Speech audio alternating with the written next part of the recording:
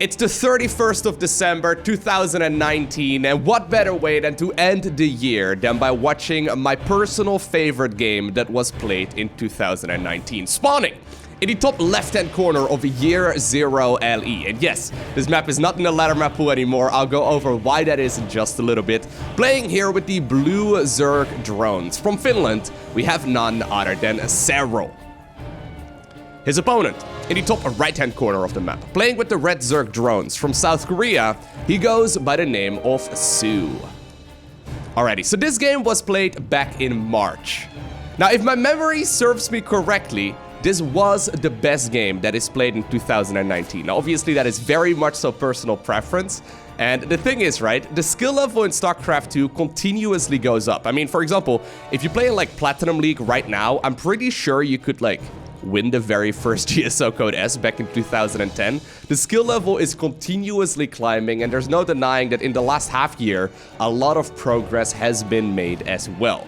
Now, I watched this game twice, back when it was played in March. I'm assuming that it's still, you know, the best game of the year. It's been a little while since I've last seen it. I do know ends up winning the game, but I wanted to go ahead and share it with you. If you don't agree with me, by the way, for this being the best game of the year, let me know down below in the comment section which one you think is better. And even though this game is a little bit older at this point, I mean, it's Zerg versus Zerg. It is obviously in the previous balance patch, but Zerg versus Zerg doesn't get affected too much in general by those balance changes. Alrighty, so it's gonna be non-Korean versus Korean Zerg versus Zerg. And I know for like the non-regular StarCraft viewers that may sound a little bit weird. South Korea, still the country where the skill level on average is the highest, but these days, well, I mean, at the time, Serral was actually the world champion of StarCraft 2, but these days, non-Koreans are doing extremely well. There's no denying, though, that there is a bit of a playstyle difference. So if you look at, like, for example, like the ladder history of like a Dark, of like a Rogue, of like a Sue, of the South Korean top-level Zerg players, generally speaking, their ZVZs are like 3, 4, maybe 5, 6 minutes long. Whereas for non-Koreans, they like to play a much more macro-focused game. And there's been this debate for a very long time already on what Zerg versus Zerg style is better. Usually Sue especially likes to play very aggressively. He does like to drone in the early game as well. He doesn't go all out with Zerglings and Banelings usually. But there's no denying that they play a lot more aggressively in the mid game. They stick around on Roach Ravager for significantly longer. And they really capitalize on mistakes that their opponents make when it comes to mispositioning and everything along those lines. Usually though, for non-Korean ZVZ, so the style that Serral and, for example, Raynor really enjoy playing, they focus a lot more on just a couple of roaches here and there. Then they max out on Roach Ravager eventually, and from there, they actually don't transition towards more Roaches and Ravagers, but they transition towards, for example, Hydralisks, into Lurkers, into Vipers, and the game is a lot more dynamic. So we'll see what this game exactly is going to bring. Now, it is indeed Year Zero. This is by far the most macro-focused map this year. So the way it works, right, there's a couple of things. First off, it's a massive map. So the rush distance from natural to natural, I mean, I can't even do that in like one sweep of my mouse. It's extremely long. The rush distance is much longer than it is on the average StarCraft 2 map. But on top of that, you actually expand away from your opponent. So usually like the third and then the fourth bases and all that, they expand towards the opponent. On this map, people used to expand away from them. So that means that usually it's just leading into these macro games. You can't really cheese very easily just because the rush distance is like 5 to maybe 10 seconds longer. So everything just arrives later. So this was the one map where macro games were very, very common. That does immediately make me think, though, that Serral is favored here. He does love playing the macro games. For those of you unfamiliar, Serral is, he's very good just playing a super standard game. And I know for some people that sounds a little bit boring, right? Playing a standard game, what does that even mean? He's just very good at scouting. He's very good at always figuring out what the opponent is going for, and then always making like just the correct amount of appropriate defenses. So already you can see right here, he knows that this push might be coming here in a little bit. So a couple of Banelings were morphed in, but he's already a couple of workers ahead. Well, it's evened up right now, but you get what I'm trying to say, right? He squeezes out more workers than pretty much everyone else, always holds on with minimal defenses, and pretty much scouts exactly what is going on. Both players, though, already transitioning towards a lair. Going for the Roach Warren here. We see +1 missile now also coming up on the other side of the map. A little bit quicker there for the Zerg player from Finland. Nothing all too crazy, though. There's this weird gentleman's agreement as well in Zerg vs. Zerg. Ooh, a little bit of a mistake there. There's this weird gentleman's agreement as well in Zerg vs. Zerg where players in general assume that the opponent is good enough at the highest level to the point where they don't really go for like all-out Ling Bane assaults anymore at this level of play too often. I mean, it happens every once in a while. Oh, the drone actually put on hold position there to try and block that Zergling from going in. Didn't quite happen there. The Lair just gets scouted there, pursuit. We do so actually, ooh, a couple of units now moving over towards the third base of Serral, but they also were deflected with only 2 of them going down. Good early game here, though, so far by Su. So what I was trying to say, right, every once in a while we do have those big link flots, but usually in tournaments, it is a little bit more macro-focused. I mean, if you play on the ladder, especially when you first get started in StarCraft 2, pretty much all your Zerg vs. Zerg games will end with, like, you know, just a Ling Bane phase. But at the tippity top of the skill level, these guys play their completely own meta, right? Like, there's not a lot of people that can transition past the Ling Bane phase into the Roach Ravager phase into, like, whatever comes after that. Because the vast majority of games, even at the highest level, like I said on Korea, on the Korean server that is, they end within the first couple of minutes. So there's not a lot of practice when it comes to the tippity top of the skill level because there's just not a lot of people that can actually get to that state. Well, spoiler alert, this is one of those. This is one of those games that does go the distance. First base coming up here. Ooh, actually, once again, a couple of banelings make their way towards the mineral line. Good zoning there, though, from Serral. Su decided to just take whatever he could. Loses 2 workers. Serral, that is. Nothing all too crazy. Dropper Lord coming up as well. So Dropper Lords, they've kind of fallen out of fashion a little bit, which is a little bit weird, actually. Like, Dropper Lords are still very, very good. For a while, we saw players this year going for double Overlord drops. But that turned out to be a little bit too aggressive if you, for example, were going up against someone who's going for the push that Su is going for here, and you have 2 Overlords loaded up with Roaches. I mean, you're missing out on 8 of them. Oh, he's actually loading up Banelings. Okay, cool. But yeah, you're missing out on a little bit too many if you go for double Overlord drops. In this game, though, Serral going for just a single one. This could certainly deal a little bit of damage. Big concave being set up right here by the Finnish Zerg player. He does not have nearly as many units, if I'm not mistaken. Yeah, it's 24 versus 30. 2 Roaches here. Pseudo, I mean, he has to push into a defended Zerg positioning. It's very difficult to get the correct call. That Overlord will indeed be picked off. Overlord filled up with the Banelings, though, still making its way towards the other side of the map. And Su decides to just simply back off for the time being. Tries to get a couple of these Overlords. Not quite gonna happen. Okay, here's that Dropper Lord with the Banelings. Can it get anything done? Sour actually morphing in a second Dropper Lord as well. And here we go. Is Su paying attention? Oh, one of them does load or run rather into that Queen. And you know what? Even though he didn't pay attention initially, this is really good defense so far. Serral got a little bit greedy there. He wanted to get a lot more than he bargained for. And, well, looks like he, did he kill anything? Wow, he's even gonna lose the Overlord as well. No, I don't think he killed really much of anything there at all. Once again, though, positioning here in favor of Serral. That's the downside, right? When you have to push into an army like this, it's very difficult to get much done. Really, really tricky to get anything done. Once again, though, it comes down right here to the exact positioning of the army. You have to have that concave setup. This time around, it's going to be a double-pronged harassment. Once again, Serral seems to be able to deflect it without too much trouble.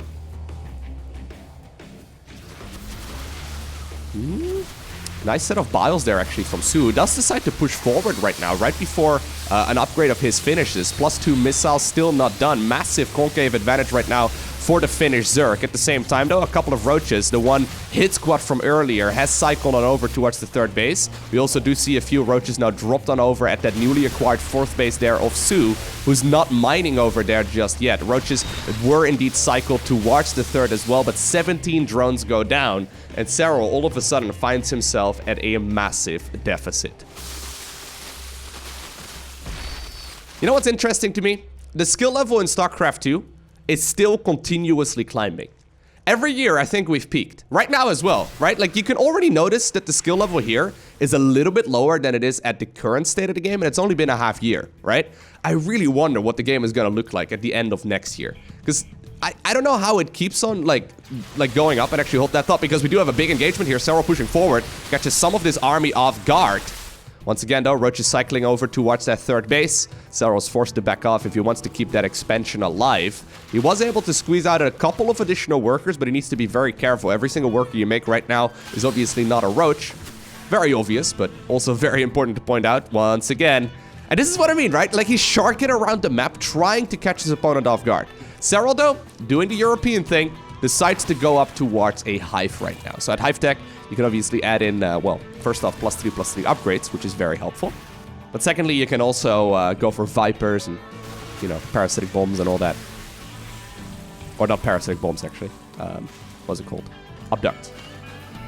Spire actually coming up here from Su. Very interesting. All right. So, it looks like Serral should be able to hold on. Once again, though, those biles are lethal. Yeah, actually, you know what? I said that, and immediately the army backs off into a bit of a weird corner. Serral does send a few reinforcing units into the spot as well. Both players, though, microing several engagements at once. There's also this small Roach drop happening inside of the main base. The hatchery right now burning down as well because of that beautiful skin. I think that this should be holdable, though, for Serral. Yeah, he's going to be able to deflect that army here, and he is going to push forward at the same time as well through the bottom section of the map. This Spire is interesting. This is a very late transition towards the Spire. Su doesn't really have the gas either, so I already know exactly what he's planning on doing with that. He is saturating the gases right now over at his 4th base, finally, but this small little Roach drop, by the way, being such a pain. Okay, there's the Spire. +3 missile does start up here for Serral. Upgrades are massive in ZVZ. It's an expensive upgrade, though, and it will take, well, a couple of minutes here before it really comes into effect. Once again, we see the skirmish over here, over at the 4th base of the Finnish Zerg player. He's trying to now actually set up a sandwich. At the same time, once again, a Roach hit squad sharking towards the bottom section of the map, heading on over to that damaged 3rd base from earlier. Good corrosive biles actually there from Su, absolutely blindsiding a lot of that. That army that was set up for this round decided to move on over to the 3rd base instead, and finally, after pushing relentlessly, Su manages to force the kill there on that 4th base, but he's not done yet. He wants to move forward.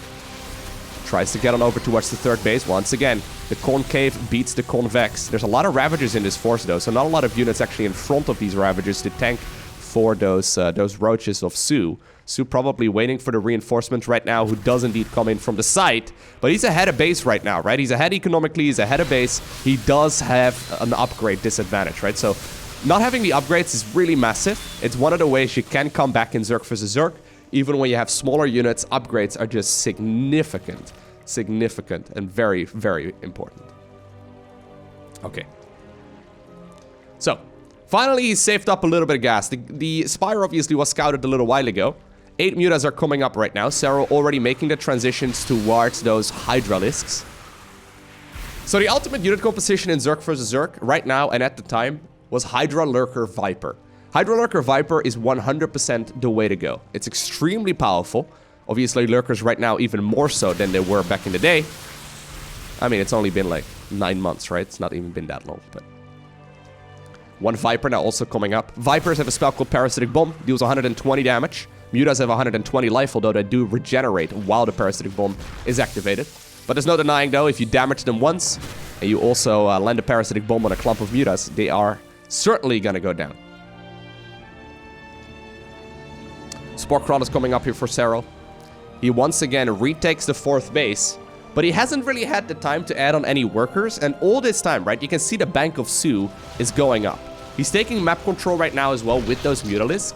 So that's the one advantage of mutas too. They really do not allow the opponent to really move out into the map anymore. You can kill the overlords, which makes these roach pushes all the while more lethal. Now Serral is once again trying to go around. He's done with this engagement. He wants to try and see if he can surround this Zerg army. Su caught with his pants down, tries to bile his way out of there, but he's got a lot of supply caught up in mutas that are busy killing overlords right now. Finally, they managed to make their way towards this fight. Massive surround set up here by the Finnish Zerg. He manages to clean up most of that Roach Ravager bowl.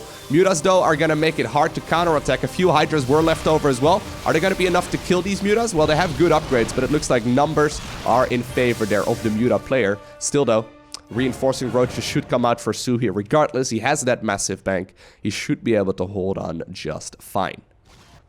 This does now allow Serral to secure the 4th base once more. I think that Su probably wants to start looking here for a 5th. Yeah, I was gonna say, like, his 3rd base is running dangerously low on resources. He needs to cycle those drones over towards a fresh expansion here in just a little bit. This will be scouted almost instantaneously if he decides to take it here. Oh, he actually sends the drone back. Hey, drone, you were supposed to become a hatchery. What happened to you, man? What did I do to you? Alright, so a couple mutas were indeed made. They didn't really pay off. Great surround there by Serral, but you can see the supply count heavily in favor here of the Korean Zerg player, just because he had that extra expansion for so very long. He just simply mined more. And usually, right, as you know in StarCraft 2, more stuff beats less stuff. These Vipers, though, very good. These upgrades, very good as well. Serral may be behind supply-wise right now, but if he manages to max out, his army is going to be quite a bit stronger. It's +3/+1 for these roaches in blue, +2/+1 for the roaches in red. Vipers also can use parasitic, or not parasitic bomb, sorry, blinding cloud. It does work on roaches and ravagers. It also works on lurkers. I love these limbo lines though. Serral playing hyper defensively here for a very long time already. Does not want to take any gambles. Okay, 2 Vipers right now in total. Also, worth noting, Serral's army is Roach Ravager. So Roach Ravager is really nice. Pure Hydra, Roach Ravager Hydra. Like pure Hydra doesn't really do very much. You need those lurkers. They do a lot of damage as they can shoot over the roaches and the ravagers. So Hydras do need that tank in front, but they deal a lot more DPS. Okay, so now finally is apparently the moment where Serral feels confident enough to send a hit squad of roaches towards the other side of the map. I think it's because of Blinding Clouds. Blinding Clouds can certainly force an army to back off. Not utilizing it just yet, though. In the meantime, though, a few of these reinforcing roaches from Su get picked up. Roaches just simply march straight on over towards the natural. He actually decides to go after the Roach Warren, so that will force it back up here for sure. Once again, though, Serral forced to micro backwards at his 3rd base. Roach Warren will certainly fall. I actually expected him to go after the Evo Chamber, which probably was his goal, but there's still no +3 coming up or +2 here for Su. And this is gonna slow the momentum down a lot, right? So yeah, this is obviously a little bit painful. He loses the Roach Warren. It's not that big of a loss, but it's mostly a tempo advantage right now that Serral gains with this. He loses all the roaches, though, in the process. Certainly not going to be able to get that much done with them, but I mean, that Roach Warren has to be rebuilt, and this is the moment where Serral can start getting himself back into the game. He's been trying to hold on for a very long time, and he's somehow, some way making it happen, right? This is a great example. Most Zerg players at this point would have lost already. Nasu, I mean, he's remaking a couple of workers that he's lost. Once again, though, with the Roach Warren finishing up, he does start up 11 additional workers, and he has that huge bank. That bank, super critical. A couple of Hydras right now in the front, which is a little bit awkward. Serral, though, doesn't really care. Decides to push through the corrosive biles. One of them does hit the army as well. Once again, the mutas catch that hit squad of roaches in the bottom section of the map. Serral actually now moving forward as well, while Su was trying to move around. I think this hit squad is heading on over to the 5th base. If the 5th base is killed here, Su's economy is going to be pretty much the same of that of Serral. So really all he has at that point as far as advantages go is that bank, right? Looks like he did send a couple of units over here. Those mutas still chipping away. It's not a lot of damage they deal, especially not against well-upgraded roaches, but they certainly still chip away, and they force this army to retreat once again. Serral, though, goes on the offensive right now with the majority of his army. Keep in mind, still a couple of Vipers in the mix. They can turn the tide of battle very, very easily. Once again, massive set of corrosive balls, though, do land on most of this army. Serral does decide to push forward, but is this the correct call? Blinding Cloud does get thrown down there. It kind of forces the AI to behave very awkwardly. A couple of Ravagers caught at a weird angle as well in the front of Su's force. Serral reinforcing this with as many roaches as possible, but Su has got a much bigger bank and reinforces with more than 30. In the meantime, that 5th base is mining. So Serral is running low on the 3rd base. He's going to be running low on the 4th base here in a little bit as well. Main and natural for both players will be mined out here very soon.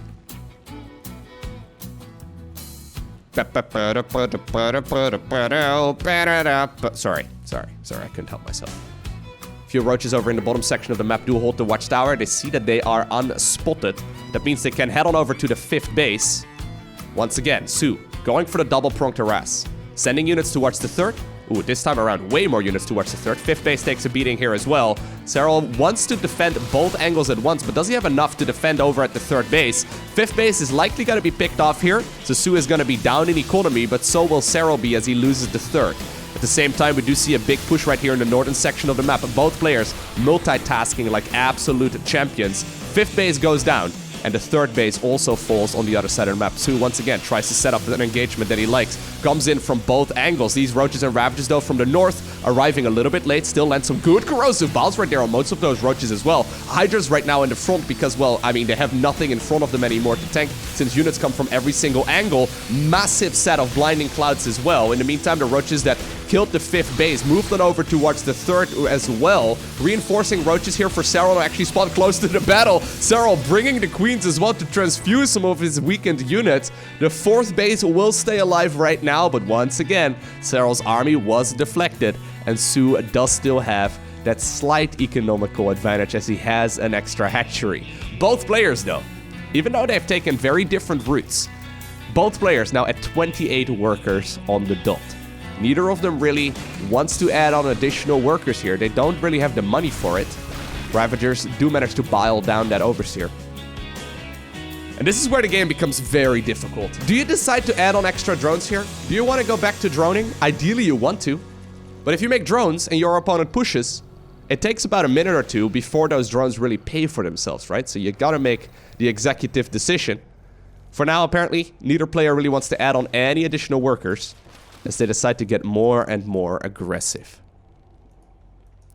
Serral decides to take the fifth base here. Does not retake the third. I mean, there's only so many mineral patches to still mine from. So he decides to take on the fifth base instead. This fifth base currently unscouted actually by Su, which is a little bit sloppy. Would have loved to see an Overlord in this section of the map, just to scout out those potential expansions. Serral's very good at when it comes to like clawing himself back into the game, so you have to be very, very cautious. Yeah, so defender's advantage in ZVZ is huge, right? Just the fact that, like, your units spawn closer to the battle, it's massive. So Su's units here have to constantly move, you know, all the way across, whereas Serral's units pretty much all spawn in the middle of the battle. Once again, big concave being set up here. It's all about the concave. It's all about the geometrical shapes, okay? Both players trying to outsmart each other. Dancing with the biles. It's beautiful. Aemon over here, by the way, overseeing as much of this as he can. Ooh. Neither really taking a whole lot of damage. One Queen has now joined the fray as well, actually, for Su. She does have a few transfuses. Queen's now also coming for Serral. And even though I think what he's trying to do here, Su, he's trying to bait out some of those blinding clouds. Didn't quite happen. Serral should still be able to use that if Su does decide to commit. Serral apparently felt brave, squeezed out one drone. There it is. Actually, he must have squeezed out two, because he did start off an extra hatch. Now, that drone may actually give Su the win that he needs as well to know that a new expansion has been taken. Question is, though, can you even send units towards the southern section right now? If you send units, if you're Su, right, towards the southern section, I think that Serral will just simply push towards your fourth. He will gladly take a base that's not mining for one that is. Once again, a few drones misrallied. Okay, they're actually rallying towards the left right now. Serral wants to push his army back. Nice. Corrosive Bile there. Does kill a Ravager. In the meantime, one Roach apparently made its way over towards the fifth base here as well for Su, who now also figured out exactly what's going on. Snipes the base, and you know what? Even though I think that Serral probably could have moved over towards the third base, he doesn't really want to give up the potential of his natural 2. Fifth base goes down. Long distance mining happening right now over at the previous third base there of Serral. An extremely scrappy game, though. Neither player really wants to take any commitments here. You know what? I would love to see some abducts. I think abducts here would be very good. There you go. There you go. Yeah, get some of these Ravagers. Ravagers are very expensive. Well, only a single one there. Fifth base was indeed defended here with 2 Roaches. 2 is better than 1, it turns out. Every Roach needs a friend, as Bob Ross taught us. Well, I didn't say anything about Roaches.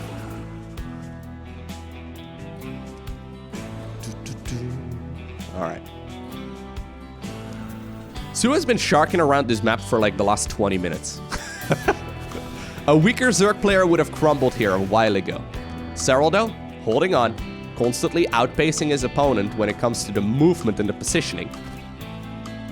Playing very cautiously, not really taking any risks. These Hydras really are helping out as well. There's not that many of them right now. Actually, I think there's only like 1 or 2, but...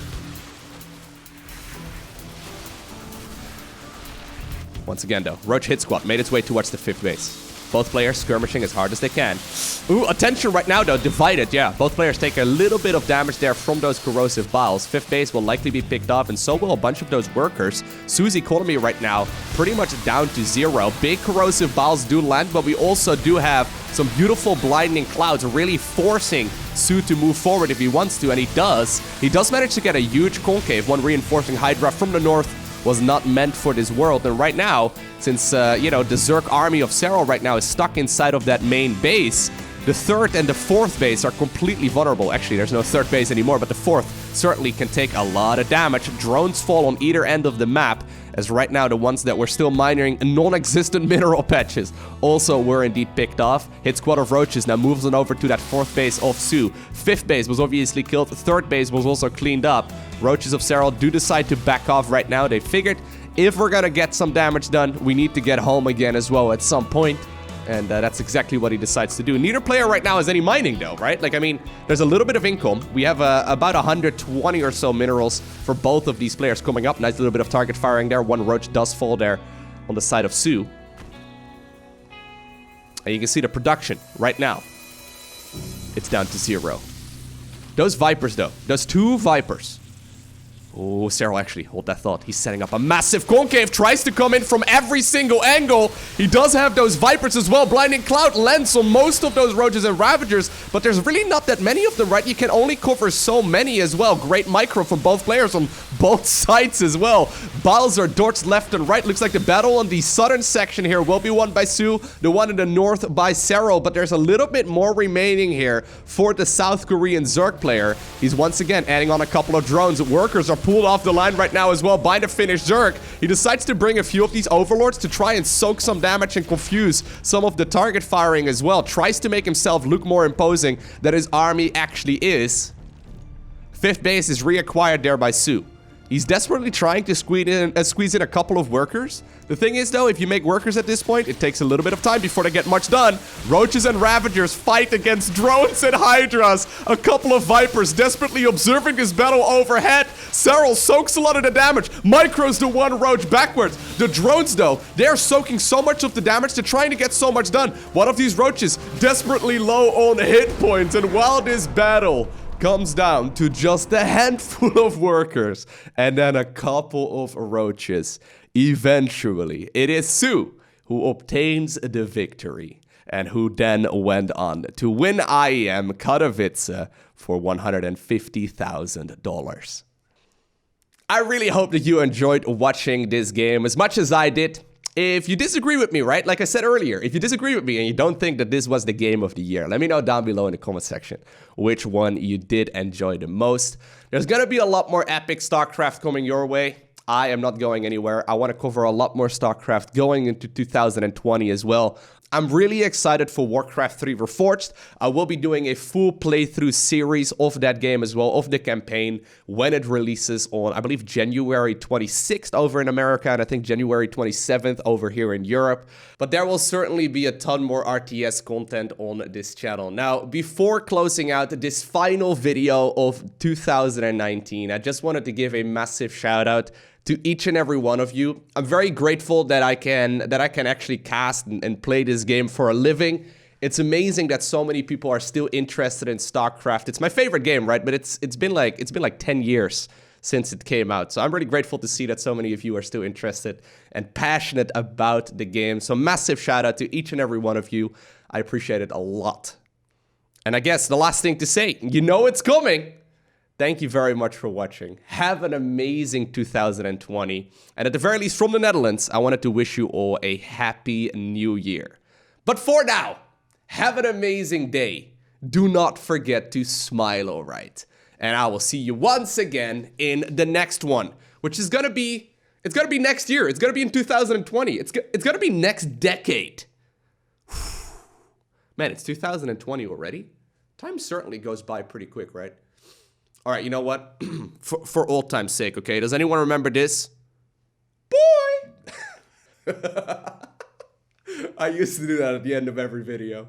Boy!